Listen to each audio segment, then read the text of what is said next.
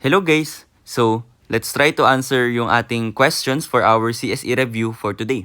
What is 2% of 524? So ngayon meron na naman tayong percentage which is 2%.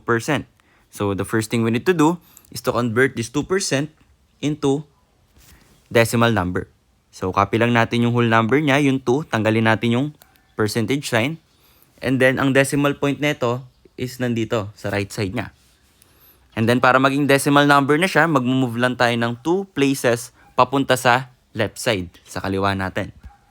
So we have 1, then 2. Nandito na siya.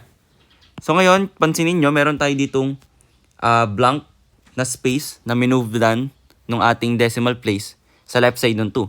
So automatic yan, pag meron tayong ganyan, meron tayong 0 dito. Okay? So ang conversion ng ating 2% into decimal is 0.02. So ngayon, yan yung i-multiply natin sa 524. So we have 524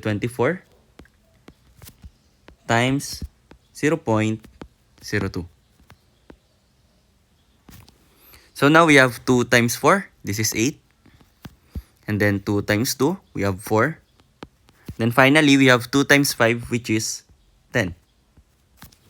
So ngayon, check naman tayo ngayon for decimal places natin. Okay? So notice yung 0.02 natin, from here, merong 1, 2. So meron 2 decimal places tayo. So yung final answer natin, magmo-move din ng 2 decimal places papunta sa left side.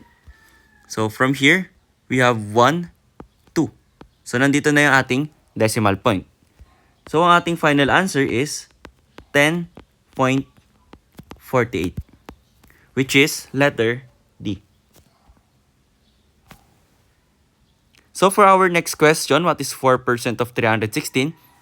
Hayaan ko kayong sagutan ito and let's see kung naintindihan nyo yung ating review for today. So that's it for our video. I hope may natutunan kayo.